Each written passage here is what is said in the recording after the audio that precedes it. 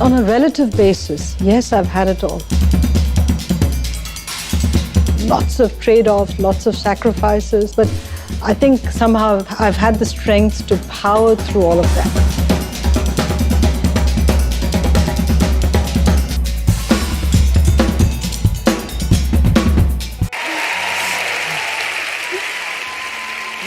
Hello, everyone.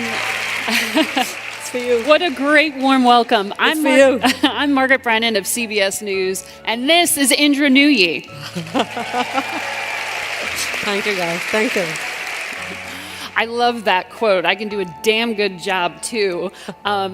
Indra, actually, you did a damn good job for an extremely long period of time when it comes to the average length of a CEO's lifespan at the top of a corporation. You were at Pepsi 12 years, average lifespan for CEOs about 5.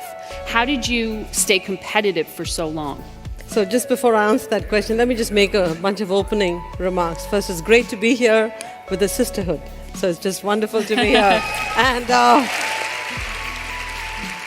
I looked at the lineup of people, Priyanka Chopra, Oprah Winfrey, the glamorous Anna Wintour. I'm an unemployed, retired CEO. That I'm here with all of them, awesome. But let me just tell you why I stayed in the job as a CEO for 12 years and PepsiCo for 24. Way back when, we made a decision that we wanted to make PepsiCo the defining corporation of the 21st century. When people looked back and said, what were the great companies of the 21st century, we wanted PepsiCo to be among that list.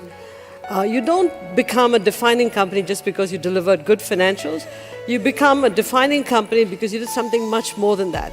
And to us, it was performance with purpose. And performance with purpose is something that was a long journey. And every year, you added a new layer of richness and complexity to this whole notion of purpose. So if I hadn't gotten tired after about 10 or 11 years, I would have done this for 25 years because I really wanted to build in purpose into PepsiCo in a way that nobody could change it well into its future. What do you mean purpose? So think about what PepsiCo could do for society rather than just financial returns. How do we make sure our portfolio is balanced between the fun products but more better for you and good for you products? Mm-hmm. How do we make sure we create a company that does the right thing by the environment, water use, plastics recycling, reducing the carbon footprint, supporting our farmers, and more importantly, and I'd say most importantly, how do we take the employees we have and make sure that when they come to PepsiCo to make a living, they can also have a life? So how do we allow them to bring their whole self to work? What kind of support systems can we provide to them so that they feel like PepsiCo is an extension of their life rather than I've got to go to work, park myself at the door, pick myself up again when I leave to go home. So we wanted to provide all the support systems to make families, women in particular, feel like PepsiCo is the place I want to come to work in. And so all of these take time. I wanted to get that journey well on its way. And it's that inner drive that kept me going for a decade, or more than a decade. Well, it was your performance that put you on the map, but the fact of your gender and that being unusual at the top also got you a lot of attention. And I wonder how you feel about that, because I know personally for me, when people brought up my gender, it made me a little uncomfortable. And you're the only female Sunday show host. Okay, you want to be known for your work. After I had my son, it kind of changed things for me. I wanted to talk a little bit more about that experience. And I'm wondering what your process was like that, thinking as a mother, as this Fortune 500 CEO. Look, very early in my time at PepsiCo, I decided that I was going to be one of the guys, but I was also going to be a woman. Mm-hmm. So I was not going to allow them to push me around, which used to happen quite often. And the second thing is I had two daughters. My first one was about 8 or 9 years when I came to PepsiCo. My second one was 9 months old when I joined PepsiCo. Wow. And so, and I was in the middle of this large-scale transformation of the company from 94 to 2000, working 24/7. So basically, I decided that come, like 5 o'clock, my kids are allowed to come to work and hang around. They're allowed to play, they're allowed to sleep in my office, do whatever. That's the price of having me work at PepsiCo. Because if I couldn't go home and take care of the kids, my office was going to become, the place where they were going to hang out. What level were you? This is before you were CEO. No, well before I was CEO, I was head of corporate strategy. And I was your bosses reporting to the were okay CEO. with that? Beg your pardon? Your bosses were okay with that? Did they have a choice? I mean, look. If you want me, that's the price of having me. All right. And it comes down to if you establish a niche for yourself that you're competent, and make yourself indispensable based on competence, what can they do without you? If they didn't want me because they didn't want kids running around, so get somebody else. Get a guy who couldn't do the job as well. So I was okay with that. So if you wanted me, my kids were going to be around. If my kids' school called and said, "Oh, your daughter's got a sprained ankle," I was going to leave and go to Sacred Heart Yes. to look at that sprained ankle. That's the price of having me. And it worked. How much resistance did you get to that? Zero. Really? In fact, I'll give you the other side. When Steve Reinemund became the CEO in 2000, I had a daughter in boarding school at that time and one daughter in Sacred Heart. And if the boarding school called and said, "Hey, we have a problem, we need you to come," and my husband was traveling and I had to pick up the little daughter, he'd say, "Tell you what, I'll go to the boarding school, you go to Sacred Heart or the other side." And he always helped me out, always. And when you have bosses like that, it's a piece of cake. Wow.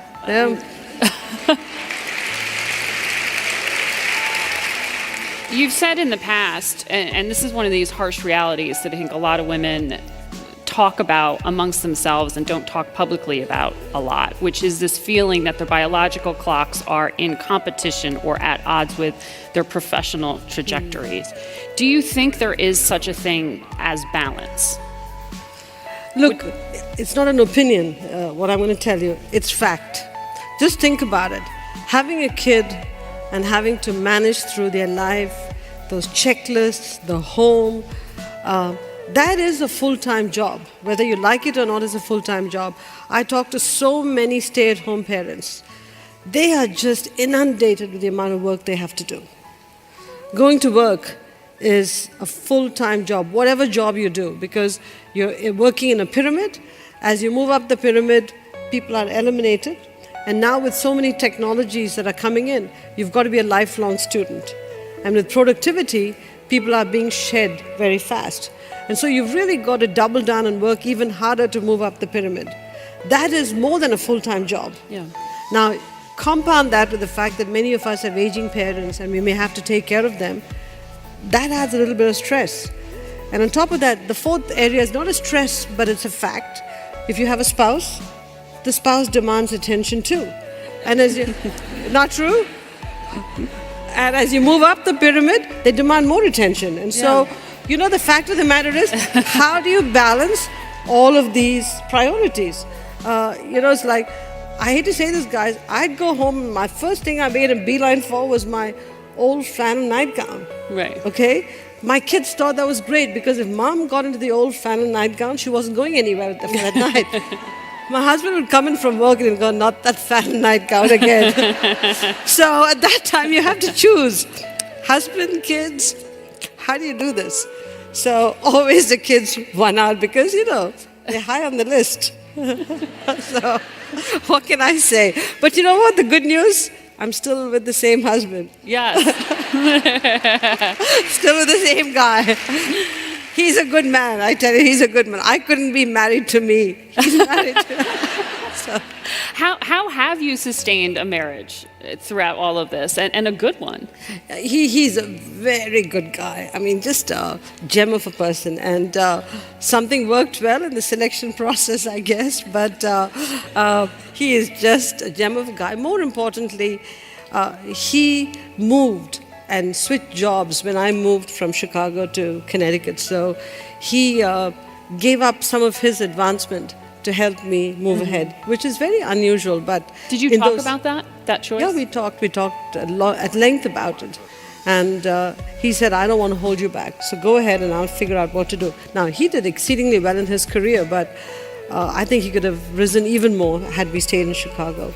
But we moved to the East Coast, and He has supported me all the way. We'd plan our schedule 6 months, 1 year in advance. We'd make sure we have the right help if one of us wasn't home for the night. The man's a gem.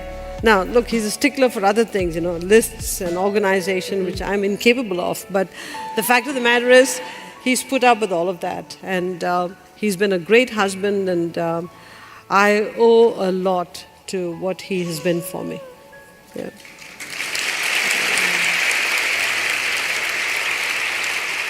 How old were you when you had your children?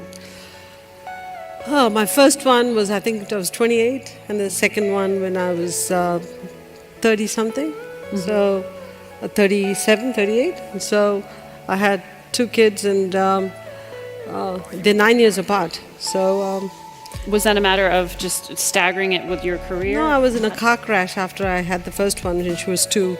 So I was pretty banged up and broken. So I had to rebuild my body after that, and then had the second kid.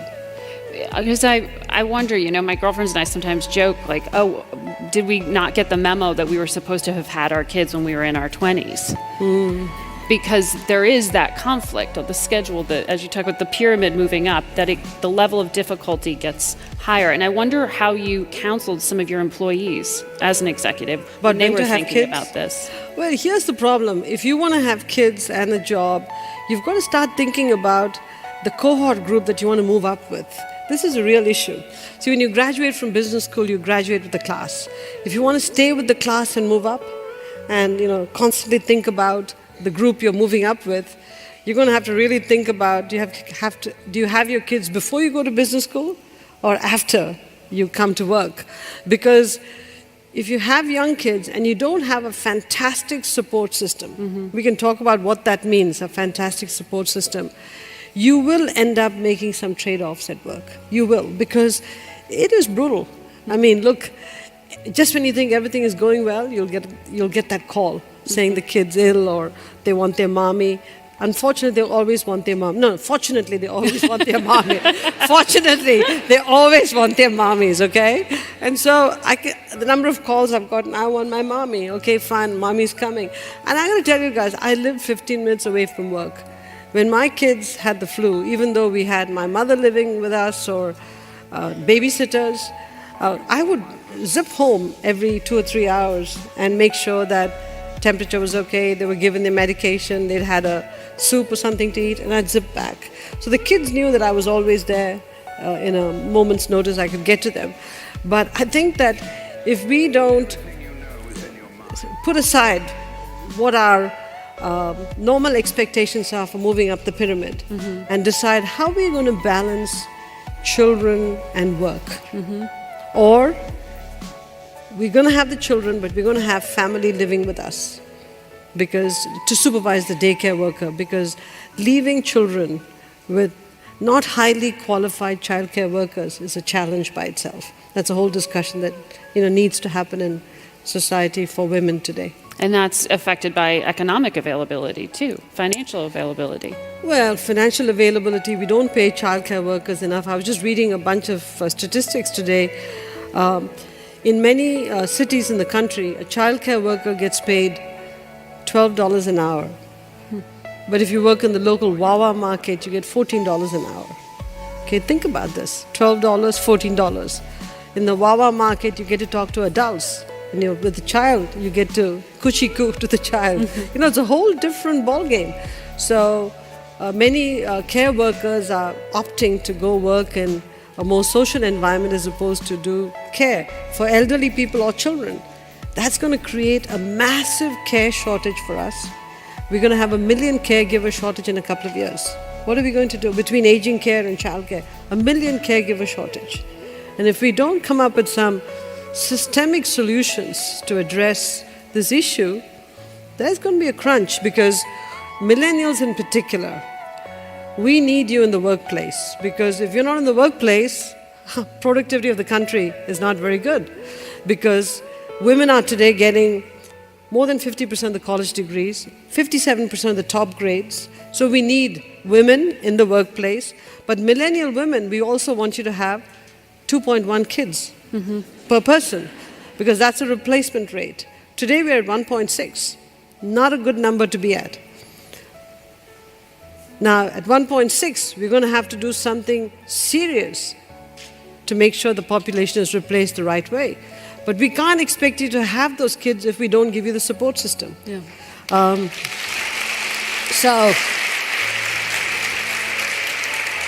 So one of the things, I'd like to get to a point where when a woman has a child, we actually send her a letter saying, thank you for your service to the country. Because that's what it is. Thank you for your service to the country. So instead it is like, oh my God, you can do it. You can make your checklist. You've got to figure out a way to have your family and come to work. Doesn't work. Yeah. So I think this is a real issue that as a country, as companies, as communities, families, societies, we have to figure out a sensible way to come together and come up with true policy options and start working on this. I mean, the applause to that tells you what people's opinion is, but why aren't we seeing that reflected? Where's that supposed to come from? Is that federal government down? Is that your corporate CEO on down? Where does that change and policy shift come from? So I think what happens is in the past few months since I've stepped down, I've had a lot of time to reflect on this issue. Been reading a lot of stuff that's there. There's a lot of books written about, oh, women, you can do it. You can create your own help systems, you can create your own checklists, you can do it. So, But it's your problem. But it's your problem, the family's problem or the woman's problem. Then there's a whole bunch of books written about, oh my God, what a dreadful problem we have on our hands. And then there's a bunch of solutions which says, yes, there are solutions, but they cost too much money and we can't afford it. At some point, we're going to have to bring the three together and say, look, this problem is not a point problem or a point solution. It's a complex problem with a series of solutions which require a bunch of people to come together to address it in a sensible way. But we have to do it. We have to do it really fast because every day we have 10,000 boomers retiring. 10,000 boomers. And these boomers, many of them are going to need care going forward. And these millennials are going to have to care for these boomers because you're the sandwich generation. So between that and the kids, how are you going to make it all work? How are we going to redefine what is family? How are we going to redefine how we share each other's time to create a more nurturing environment? This is going to require a symposium of the kind we've never had to talk about these issues, put a cost to it, and figure out how we're going to address it. Because if we don't, guys, we are going to be facing a major care crisis which we won't know how to address. I'm talking about the next 24 to 36 months. And that's what worries me. Yeah.